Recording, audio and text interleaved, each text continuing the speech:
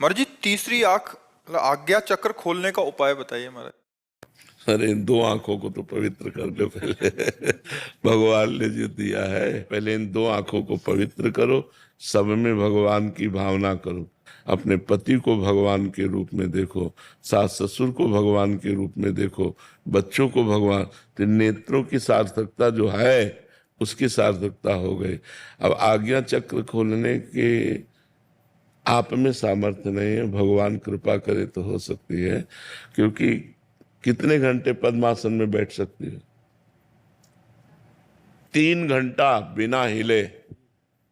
3 घंटा बिना हिले जो सिद्धासन में बैठ सके वो आज्ञा चक्र को खोल सकता है। अब आज्ञा चक्र को खोलने के लिए इतनी बड़ी सामर्थ्य, 30 मिनट बैठकर देखो सिद्धासन और पद्मा। तो आपके हाथ पैरों में, मतलब देखो फिर क्या होता है। पूरी बिजली दौड़ पड़ेगी, पूरे शरीर में बिजली दौड़ पड़ेगी। उसको संभालना ब्रह्मचर्य से ही संभाला जाता है। ये सब बड़े कठिन साधन है। इसलिए सब में भगवान का दर्शन करते हुए सब सेवाएं जो हैं वो भगवान को समर्पित करते हुए नाम जप करो। इससे वही गति प्राप्त होगी जो इन चक्रों के भेदन से प्राप्त होती है।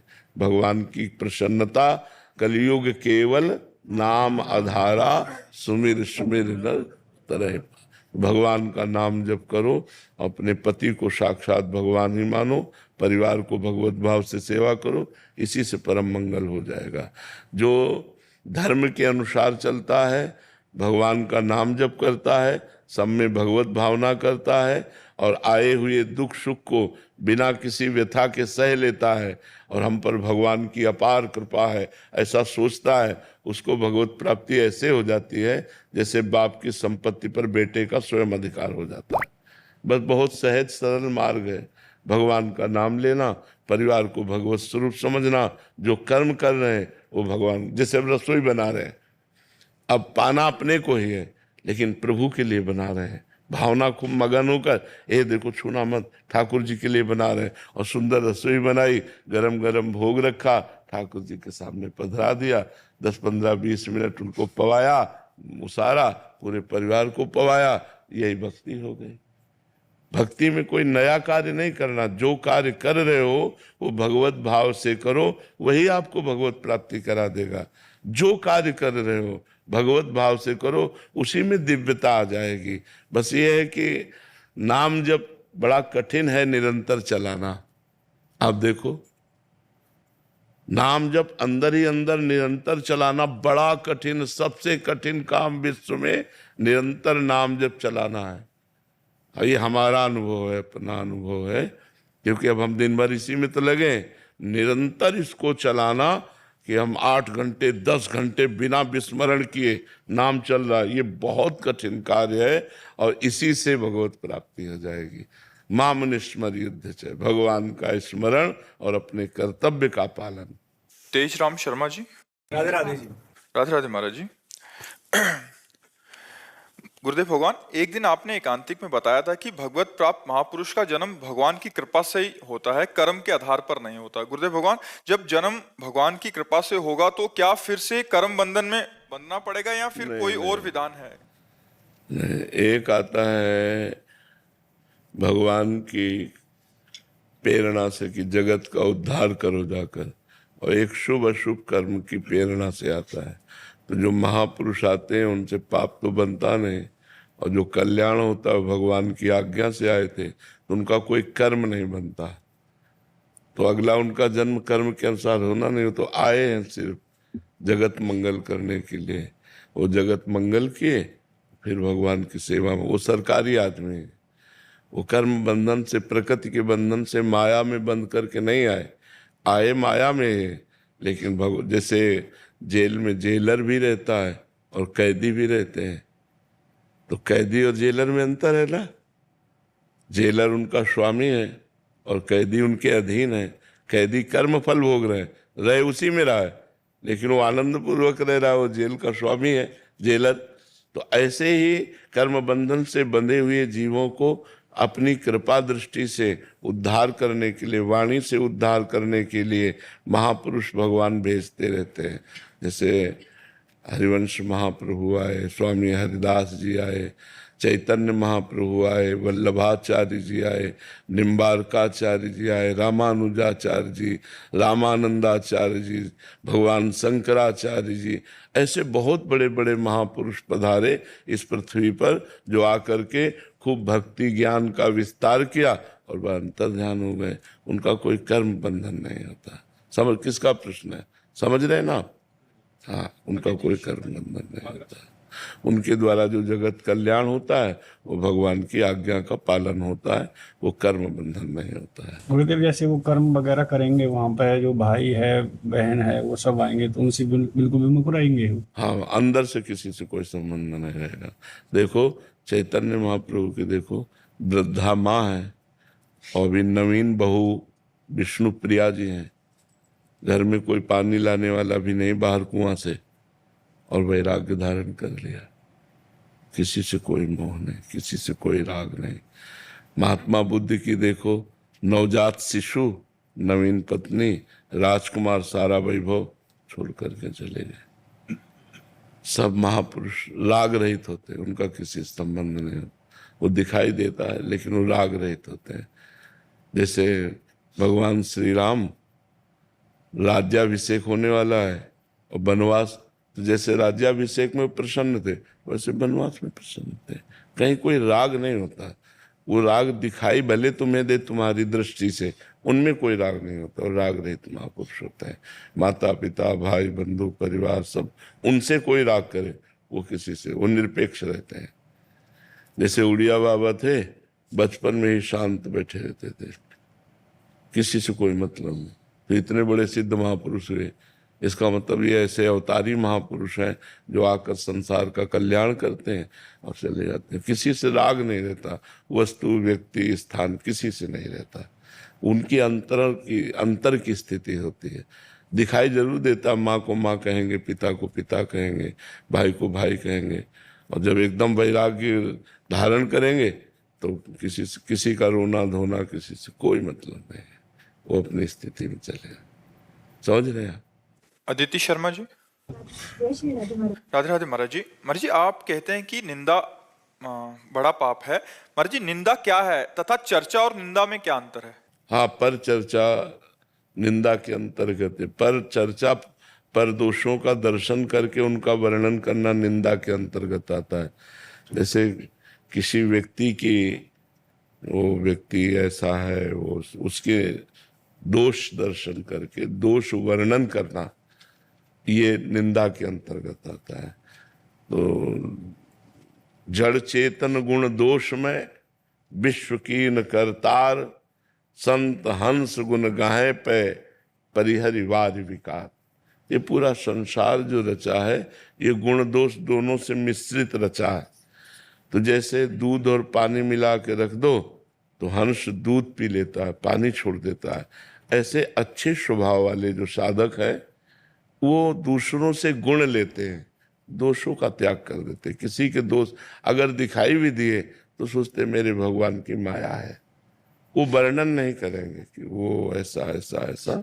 हाँ, अपने मित्र, अपने पुत्र, अपने शिष्य, इनके दोष दर्शन करके वर्णन करना उन्हीं के सामने, ये अधिकार है पिता को, ये अधिकार है मित्र को, ये अधिकार है गुरु को।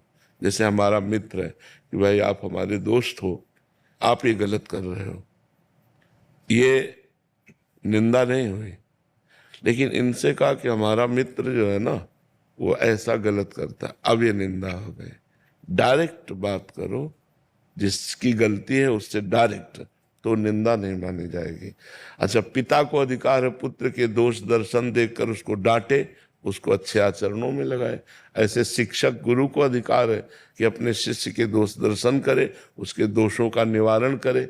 लेकिन अपने लोगों को जो साधना में रहता है वो जहाँ दोष भी दिखाई दे तो भगवान की माया के दोष है, और भगवान को सब जगह मानकर प्रणाम करे, किसी की निंदा ना करे। क्योंकि हमारे आचार्यों ने, महापुरुषों ने कहा, पर निंदा के किए ते आवत नहीं कछु हाथ, मूर्ख पर्वत पाप को ले चल अपने साथ। जो दूसरों की निंदा करते हैं, हाथ तो कुछ आता नहीं, उसके पाप की पोटरी अपने सिर पर लादकर नरक को जाते हैं। तो हम ऐसा काम क्यों करें? दूसरे की निंदा करने से अपने में पाप आ जाता है, निंदा जिसकी कर रहे हो उसका, और अपना पुण्य उसके पास चला जाता है।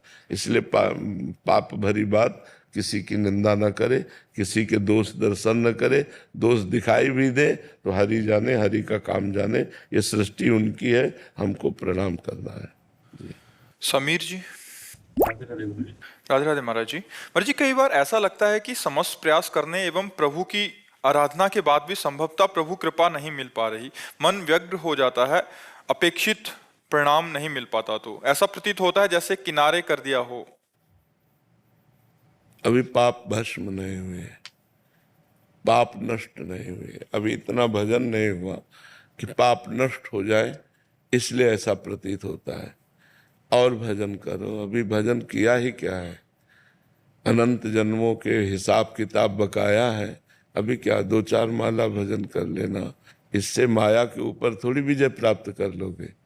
माया के ऊपर विजय प्राप्त किया जाता है, रात दिन अंतर चिंतन चल रहा है। बाहर से कुछ न करो, बिल्कुल कुछ बाहर से न करो, और अंदर भजन कर रहे हो तो सब कुछ हो गया। और ये सब कर रहे हो और अंदर भजन नहीं हो रहा, तो फिर बात नहीं बनेगी।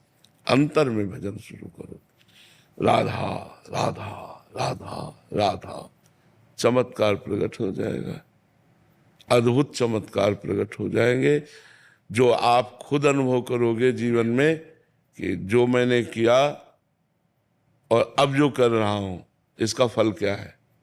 नाम जप में लगो, अधिक से अधिक अंदर ही अंदर, अंदर ही अंदर नाम जप, चमत्कार प्रकट हो जाएगा। जो कामनाएं तुमको दुख देने वाली है वो मांगोगे भी तो भगवान पूरी नहीं करेंगे, और जिससे तुम्हारा मंगल होगा वो बिना मांगे भी कामनाएं पूरी कर देंगे। नाम जप करो। अभी ऐसा नाम जप नहीं हुआ कि उसका परिणाम आपको गलत नजर आवे, अभी नाम जप ऐसा नहीं हुआ।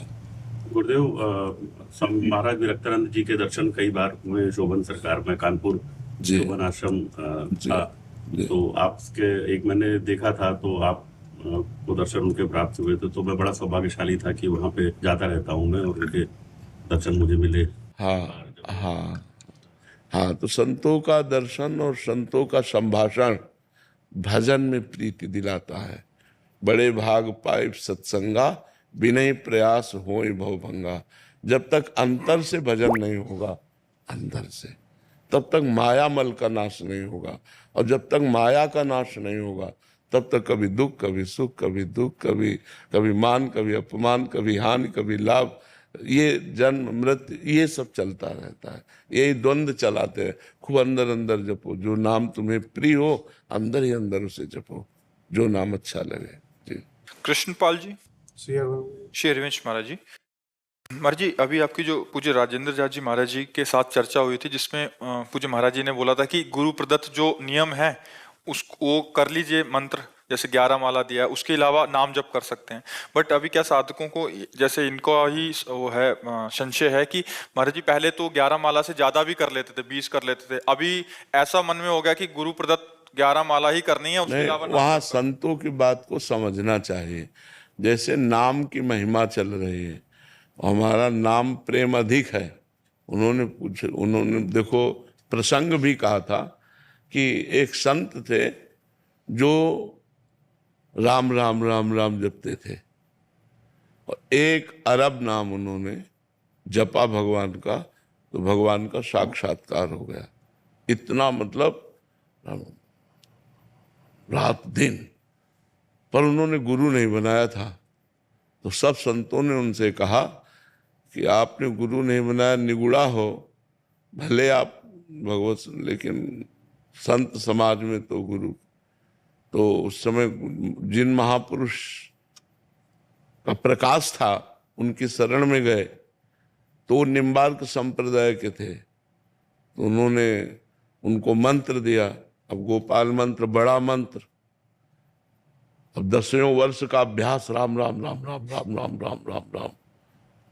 तो रो पड़े चरण पकड़ करके, महाराज जी अब हमारा अभ्यास तो राम राम का है, और गुरु मंत्र आप इतना बड़ा दिए हो, अब वो कैसे चल पाएगा? क्योंकि हम राम राम छोड़ना भी चाहे तो नहीं छोड़ सकते, वो हमारे बस गया। तो उन्होंने कहा कि आप थोड़ा गुरु मंत्र जप लिया और फिर राम नाम जप। तो वो बात किस बात पर कही गई उसको समझना चाहिए कि उनकी राम नाम में प्रबल आसक्ति थी। तो कहा कि थोड़ा गुरु मंत्र जप लो। तो जैसे जो साधक है, अब उसका राधा नाम में बहुत प्रेम हो गया, अब कहा जाता है गुरु मंत्र भी जपो। तो फिर बोले गुरु ने जो कहा है